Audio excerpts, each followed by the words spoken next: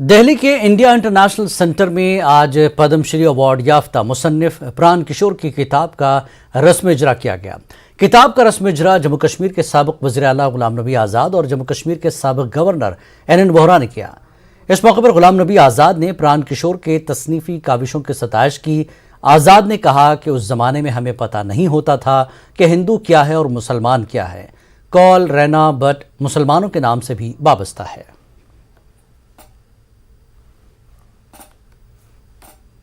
پران کشور جی ریڈیو میں ڈرامہ لکھتے تھے، ڈائریکٹ کرتے تھے، پروڈیوس کرتے تھے، رائٹ کرتے تھے۔ ہم اسکول اور کالج میں تھے، ہمیں یہ معلوم بھی نہیں ہوتا تھا کہ ہندو کیا ہے، مسلمان کیا ہے، کشمیری پنڈت کیا ہے اور مسلمان کیا ہے۔ یہ بالکل پتا، نام سے پتا چلتا تھا، لیکن ہمارے کلاس میٹس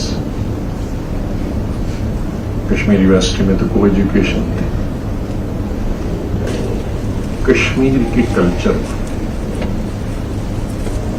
جو کمپوزٹ کلچر ہے،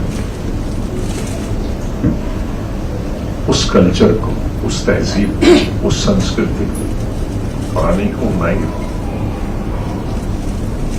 اس کی پہچان اگر کسی نے ہے، زبان کو بھی، ڈرامہ کو بھی، کلچر کو بھی، اسکٹس کو بھی، چاہے وہ کشمیری پنڈت کلچر ہو، مسلم کلچر ہو یا کمپوزٹ کلچر ہو، اس کو الگ الگ انداز سے۔ First and foremost, I would like to congratulate Paul Saab for a wonderful piece of literature that he has presented to us.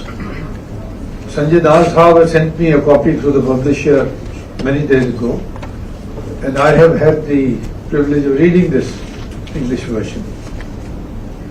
And I would like to compliment him once again for a wonderful piece of writing.